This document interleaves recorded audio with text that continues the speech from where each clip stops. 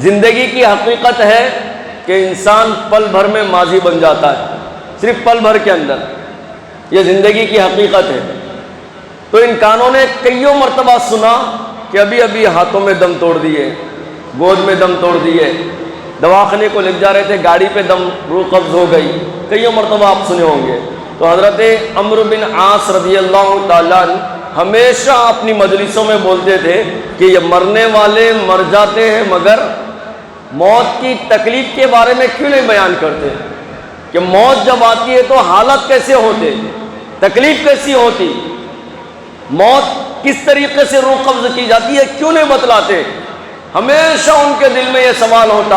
اور یہ پوچھتے، اللہ کی شان، حالات تبدیل ہوئے، ان کے موت کا علم آیا، اللہم اعنی علی سکرات الموت۔ ان کی موت کا وقت آیا تو بیٹا سامنے اور پوچھا کہ ابا جان ہمیشہ آپ تو بولتے تھے، اب آپ خود بتلا دو موت کے وقت کیا حالت ہے آپ کی حالت کیا ہے؟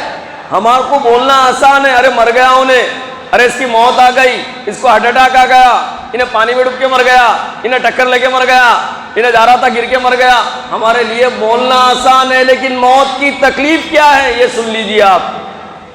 بیٹا آیا حضرت عمرو بن عاص رضی اللہ تعالیٰ عنہ کا، ابا جان ساری زندگی آپ کو ایک تمنا کی خواہش تھی، مرنے والے مر جاتے مگر موت کی تکلیف کے بارے میں نہیں بولتے، اب آپ خود بول دیجئے موت کی تکلیف کیا ہے۔ اس وقت عمرو بن عاص رضی اللہ تعالیٰ عنہ نے کہا، اللہم اعنی علی سکرات الموت، بیٹا مت پوچھ